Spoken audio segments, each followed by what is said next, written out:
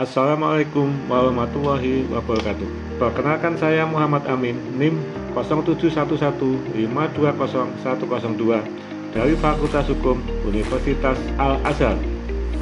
Pada kesempatan ini, saya akan menjelaskan beberapa hal penting terkait dengan makalah yang saya susun dengan tema kejahatan di dunia internet dan hubungannya dengan perdagangan elektronik. Latar belakang timbulnya kejahatan di dunia internet. Perkembangan ilmu pengetahuan dan teknologi yang semakin pesat, khususnya teknologi informasi dan telekomunikasi, menjadikan manusia memiliki ketergantungan yang sangat tinggi terhadap internet. Tingkat perkembangan dan kemajuan masyarakat memiliki korelasi positif dengan tingkat kejahatan. Semakin maju kehidupan masyarakat, maka kecenderungan tingkat kejahatan juga semakin maju. Aktivitas kejahatan internet terus berkembang seiring dengan perkembangan teknologi dan perilaku pengguna. Dunia internet atau cyberspace bersifat global, tidak mengenal batas negara.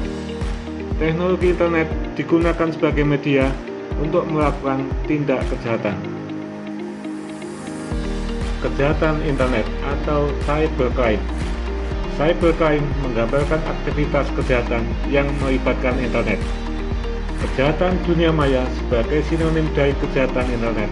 Namun kejahatan dunia maya mencakup kejahatan yang lebih luas. Kejahatan dunia maya diartikan sebagai pelanggaran terhadap komputer dan sistem komputer, seperti peretasan, gangguan perangkat lunak, perusak, dan serangan penolakan layanan. Karakteristik cybercrime. Ruang lingkup kejahatan. Kejahatan internet bersifat global dan transnasional, melampaui atau melintasi batas negara, sehingga relatif sulit menentukan yurisdiksi hukum negara mana yang akan digunakan. Sifat kejahatan. Kejahatan internet bersifat non-kekerasan atau non-violence, artinya tidak menimbulkan kekacauan yang mudah terlihat, sehingga tidak menimbulkan ketakutan. Namun bisa jadi kerugian atau kerusakan akibat cybercrime lebih dahsyat dibanding kejahatan konvensional.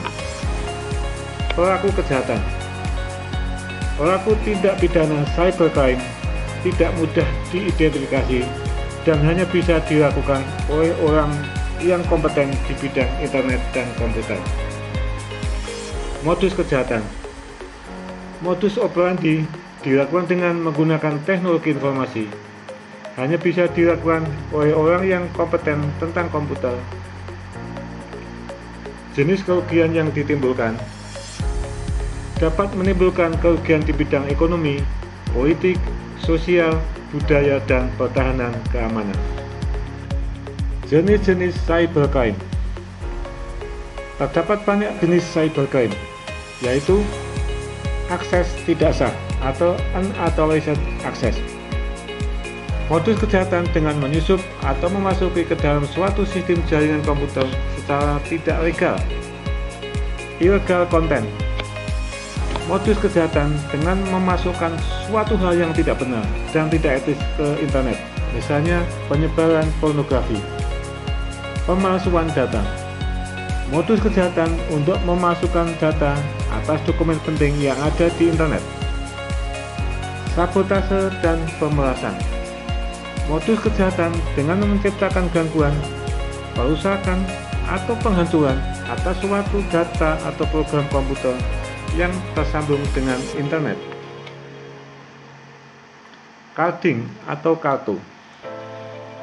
Modus kejahatan dengan melakukan pencurian nomor kartu kredit milik orang lain untuk digunakan dalam transaksi perdagangan elektronik. Penipuan atau phishing. Modus kejahatan dengan pengelabuan guna mendapatkan data pribadi, data akun, dan data finansial seseorang. Hacking dan cracker. Modus kejahatan dengan memanfaatkan ilmu, kepandaian, kecerdikan, dan kemampuannya untuk tujuan yang negatif, seperti penyebaran virus, pembajakan rekening milik orang lain, robbing atau menyelidik, pembajakan situs web, dan melumpuhkan target sasaran. Pengaturan cybercrime dalam undang-undang di Indonesia. Yang pertama, pengaturan dalam Kitab Undang-Undang Hukum Pidana. Tindak pidana carding diatur dalam pasal 362 KUHP. Tindak pidana penipuan via website atau situs online diatur dalam pasal 378 KUHP. Tindak pidana pengancaman dan pemerasan via email diatur dalam pasal 335 KUHP. Tindak pidana pencemaran nama baik melalui media internet diatur dalam pasal 311 KUHP. Tindak pidana judi online diatur dalam pasal 303 KUHP. Tindak pidana penyebaran foto atau film yang vulgar dan video porno di internet diatur dalam pasal 282 dan 311 KUHP.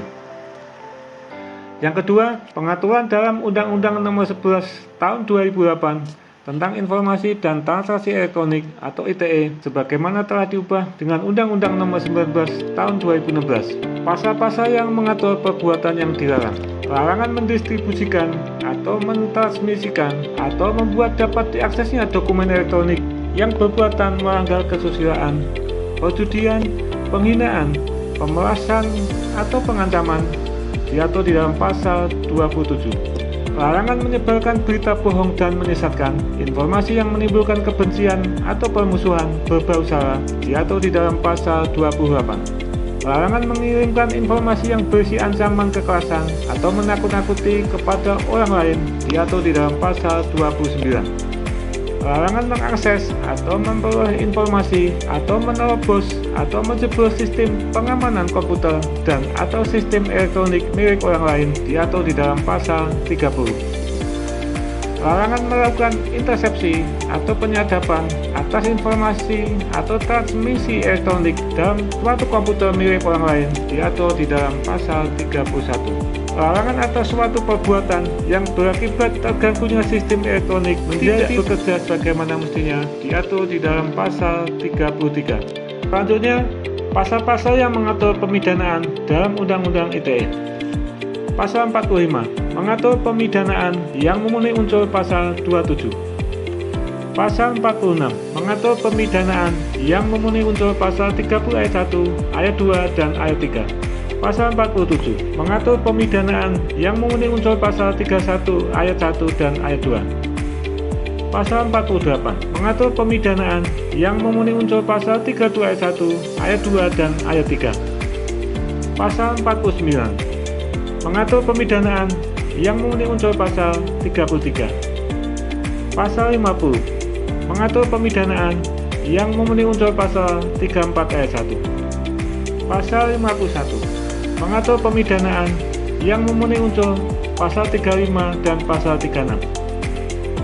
Yang ketiga, pengaturan dalam Undang-Undang Nomor 27 Tahun 2022 tentang perlindungan data pribadi. Pasal yang mengatur perbuatan yang dilarang. Larangan memperoleh atau mengumpulkan, mengungkapkan, dan menggunakan data pribadi yang bukan miliknya diatur dalam pasal 65. Larangan membuat data pribadi palsu atau memasukkan data pribadi diatur dalam pasal 66. Pasal-pasal yang mengatur pemidanaan. Pasal 67 mengatur pemidanaan yang memenuhi unsur pasal 65 ayat 1 dan ayat 3 dan pasal 65 ayat 2. Pasal 68 mengatur pemidanaan yang memenuhi unsur pasal 66. Pasal 69 mengatur tambahan pidana atas pidana yang dijatuhkan sebagaimana dimaksud pasal 67 dan 68. Pasal 70 mengatur pemidanaan sebagaimana dimaksud dalam pasal 67 dan 68 yang dilakukan oleh korporasi. Kesimpulan, berbagai macam tindak kejahatan dunia maya atau cybercrime seperti pencurian data dan informasi pribadi, berupa informasi kartu kredit atau rekening perbankan, dan tindak kejahatan dunia maya lainnya merupakan ancaman yang sangat serius dalam lalu lintas transaksi e-commerce. Cybercrime berdampak tidak langsung dengan dunia bisnis pada umumnya. Kejahatan cyber adalah nyata dan tidak dapat disangkal lagi, seperti pencurian, penipuan, penguntitan, intimidasi, pemaksaan, dan lain-lain. Namun relatif sulit memprediksi perilaku kejahatan tersebut. Meningkatkan kesadaran tentang pentingnya perlindungan terhadap data dan informasi baik bagi pengguna maupun penyedia layanan, pemerintah sebagai regulator berikut aparat penegak hukum, serta mengetahui taktik yang digunakan oleh penjahat cyber merupakan hal penting dan perlu menjadi perhatian semua pihak. Peran dan kehadiran pemerintah sangat dibutuhkan dalam mengatur dan membuat suatu regulasi yang dapat membuat pelaku tindak pidana menjadi jera dan takut untuk melakukan tindak pidana cybercrime. Salah satu yang mendesak untuk dilakukan adalah amandemen terhadap Undang-Undang ITE dengan mengganti pasal karet agar mampu mengelompokkan tindak pidana dalam dunia maya. Dengan telah diundangkannya Undang-Undang Perlindungan Data Pribadi dapat memberikan perlindungan dan kepastian hukum kepada masyarakat dan dunia bisnis, dan secara khusus dalam sistem perdagangan elektronik atau e-commerce. Dengan adanya KUHP, Undang-Undang ITE, dan Undang-Undang PDP diharapkan dapat digunakan sebagai payung hukum dalam melakukan upaya penegakan hukum atau law enforcement terhadap pelaku kejahatan cybercrime yang perkembangannya semakin memprihatinkan. Demikian, kurang dan lebihnya mohon dimaafkan. Terima kasih. Wassalamualaikum warahmatullahi wabarakatuh.